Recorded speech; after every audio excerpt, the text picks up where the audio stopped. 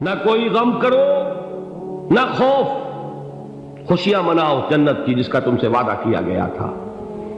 اللہ کی ربوبیت پر اطمینان جب انسان کو ہو جاتا، میرا رب اللہ ہے، ربی اللہ، انسان کے لیے نہ کوئی کھٹکا، نہ کوئی خطرہ، نہ کوئی خوف، نہ کوئی حزن۔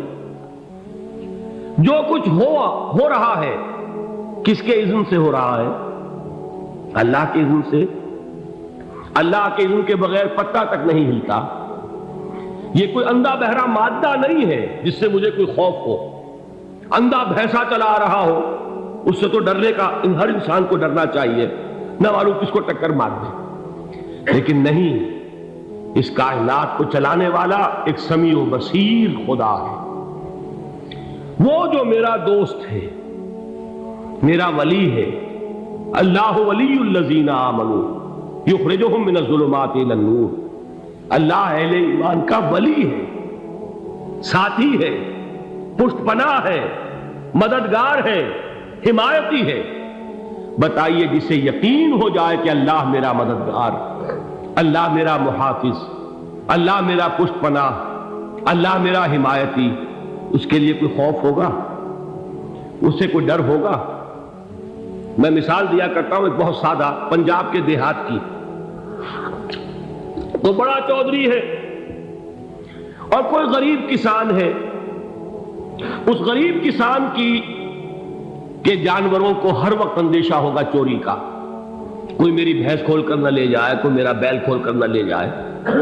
لیکن جس کے بارے میں یہ سب کو معلوم ہو کہ وہ جو بڑا چودھری ہے وہ اس کا دوست ہے، اس کی بچیا کو کوئی خوف ہوگا؟ اس کی بھینس پر کوئی ہاتھ ڈالے گا؟ اسے کوئی اندیشہ ہوگا؟ نہیں۔ کیوں؟ کہ وہ بڑا چودھری، بڑا اس کا یہاں کا سردار، جاگیردار، سب کو معلوم ہے وہ میرا دوست ہے، کوئی میرے خلاف اقدام نہیں کر سکتا۔ اس دنیا میں یہ چھوٹی سی بات اگر آپ کے دلی اطمینان اور سکون کا باعث بن سکتی ہے تو ذرا تصور کیجئے۔ میں لفظ تصور استعمال کروں گا صرف اس لیے کہ اس کا ہم جس کو کہتے ہیں ادراک اور شعور کر نہیں سکتے، اگر کے ساتھ کر سکتے۔ اگر یقین ہو کہ اللہ میرا مددگار اور یقین ہو کہ اللہ ہر آن میرے ساتھ ہے، پھر کوئی خوف؟ کس کا خوف؟ کوئی شے اللہ سے بالا تر ہے؟ کوئی قوت اس سے زیادہ طاقتور ہے؟ کوئی اس کے ارادے کو بدلنے والا ہے؟ کوئی اس کی مشیت کے آڑے آنے والا ہے؟ یہی بات ہے جو حضور نے فرمائی، یہ ایمان کا حاصل ہے لب لباب، کہ دیکھو اچھی طرح اس بات کو ذہن نشین کر لو، اگر تمام انسان مل کر تمہیں کوئی نقصان پہنچانا چاہے نہیں پہنچا سکتے، مگر جو کچھ اللہ نے لکھ دیا ہو، اور تمام انسان مل کر تمہیں کوئی نفع پہنچانا چاہے نہیں پہنچا سکتے، مگر وہ شے جو اللہ نے طے کر دی۔ آپ پھر میں کہوں گا ذرا طاری کیجئے، اسے فرض کیجئے، اسے سوچئے۔ اگر اس حدیث پر ہمارا دل ٹھکا ہوا ہو تو کسی سے ڈر ہوگا؟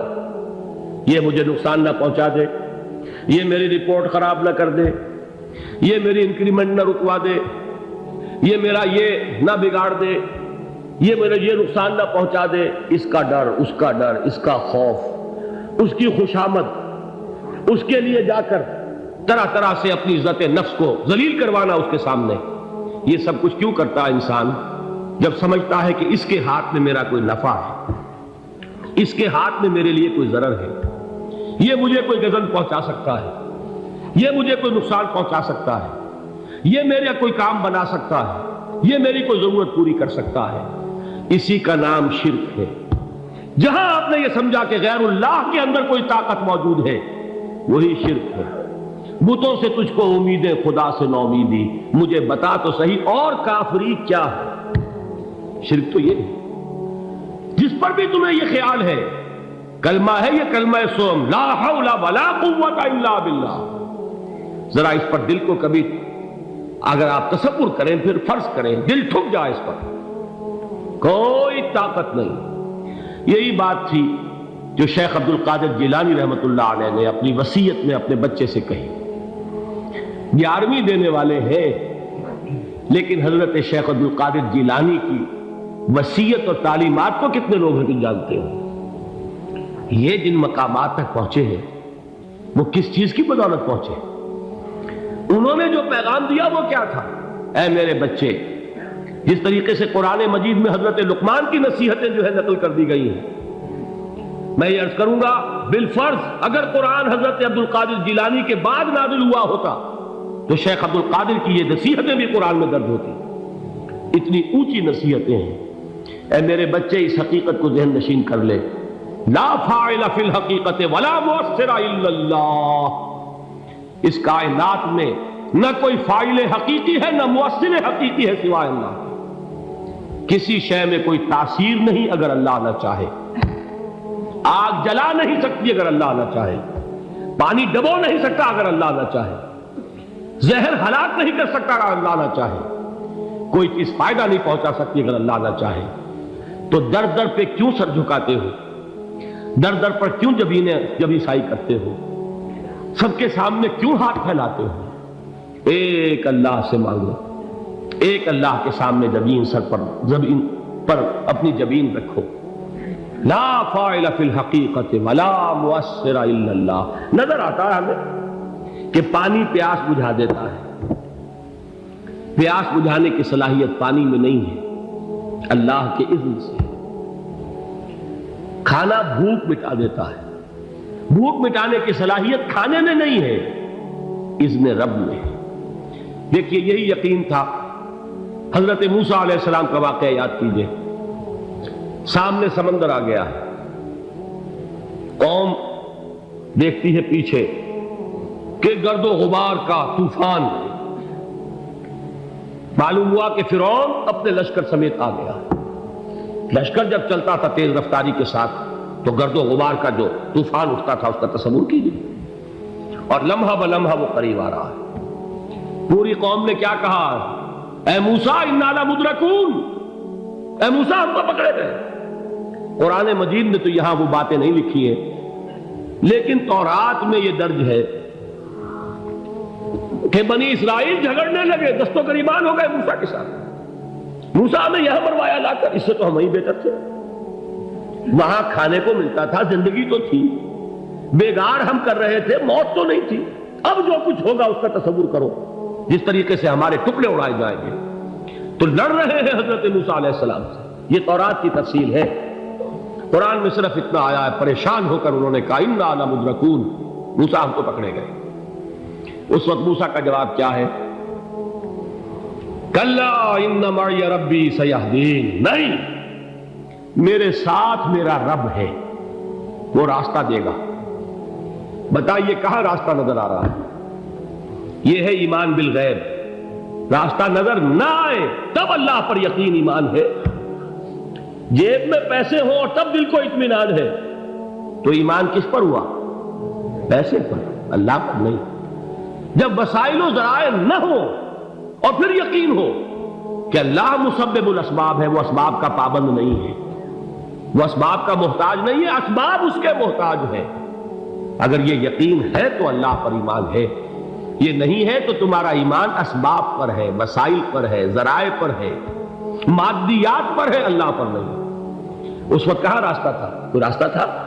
سمندر ہے اور ادھر سے لشکر آ گیا ہے۔ کلا ان معی ربی سیہدین۔ اب دیکھیے ایمان کہہ دینا آسان ہے، ہوا معکم اینما کنتم، جہاں کہیں بھی تم ہوتے ہو اللہ تمہارے ساتھ ہوتا ہے، لیکن اس کا یقین قائم ہو جائے تو زمین و آسمان کا فرق واقع ہو جائے۔ یہی بات ہوئی حضور کے ساتھ۔ غار ہے، چھپے ہوئے ہیں محمد رسول اللہ اور آپ کے وہ یار غار ابو بکر صدیق رضی اللہ تعالی عنہ۔ اقبال نے حضرت ابو بکر کی شان میں چند اشعار کہیں صرف، لیکن واقعہ یہ ہے کہ بھاری بھاری نظموں پر اور قصیدوں پر بھاری ہے، طویل ترین نظمیں اور قصیدے ہوں ان پر بھاری ہے۔ ہمتیں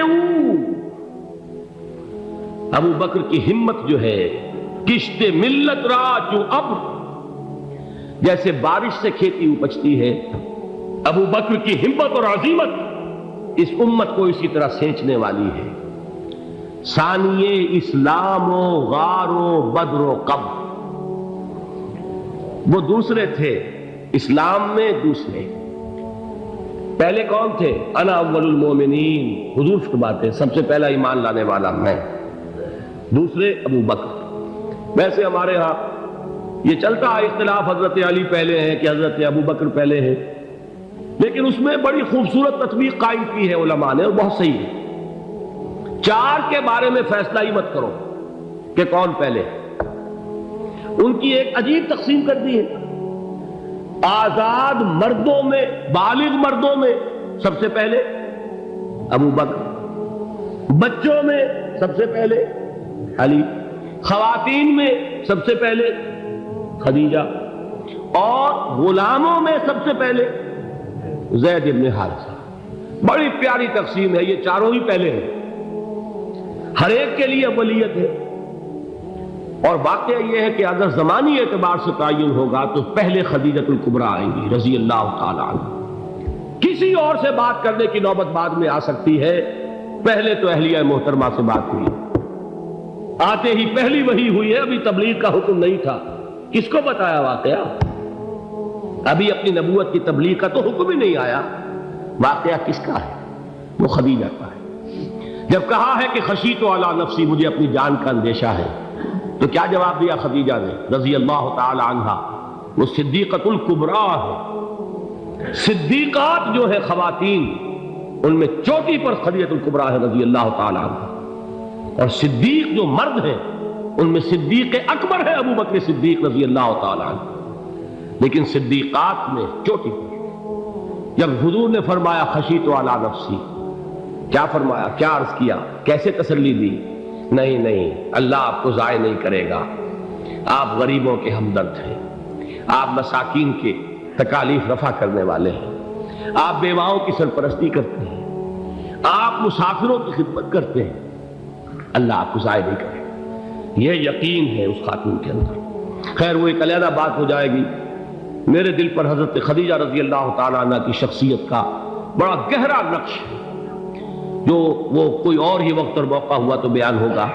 بہرحال اقبال نے ایک مصرے میں جو چار اولیتیں جمع کر دی ہیں، ہمتیں او کشت امت را چو ابر، ثانی اسلام و غار و بدر و قبر۔ اسلام میں حضور کے بعد پہلے کون؟ ابو بکر۔ غار میں حضور کے ساتھ کون؟ ابو بکر۔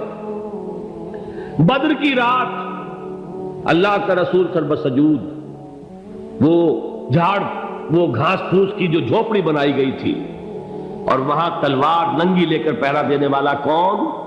ابو بکر۔ اور اس حجرہ عائشہ میں محمد کے بعد سب سے پہلے دفن ہونے والا کون؟ ابو بکر رضی اللہ تعالی عنہ وصلی اللہ علیہ وسلم۔ وہ جو معاملہ میں سنا رہا تھا غار ثور کا، حضرت ابو بکر بھی حضور کے خیال سے لرز گئے ہیں۔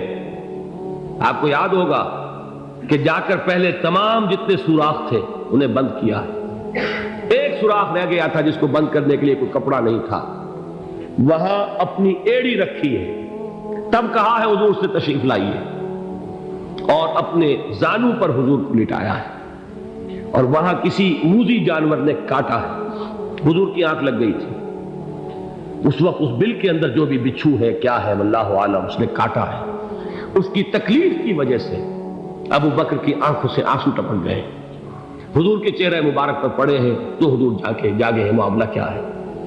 ایڑی نہیں ہٹائی وہاں سے، مبادا وہ جانور وہاں سے نکل کر محمد الرسول اللہ کو کوئی گزن پہنچا دے، ابو بکر کی ایڑی ہے، جس طرح چاہے کھا لے، ختم کر دے، جان نکل جائے تب کوئی آنچ آئے، محمد پر تو آئے، لیکن جیتے جی نہیں۔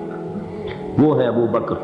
حضور کے خیال سے اس وقت حضور نے پھر اپنا لعاب دہن لگایا ہے، اور اس سے پھر آپ کی تکلیف ختم ہوئی۔ جیسے خیبر میں حضرت علی کی آنکھ دکھ رہی تھی، اس کو جو شفا حاصل ہوئی ہے وہ بھی حضور کے لعاب دہن سے ہوئی۔ تو بہرحال اس وقت انہوں نے کہا ہے کہ اے نبی یا رسول اللہ، اگر اس وقت ان میں سے کسی نے غیر ارادی طور پر بھی اپنے قدموں کی طرف جھانک لیا تو پکڑے جائیں گے، کیا جواب تھا اللہ کے رسول کا؟ لا تحزن ان اللہ معنا، اللہ ہمارے ساتھ ہے، کیوں گھبراتے ہو ابو بکر؟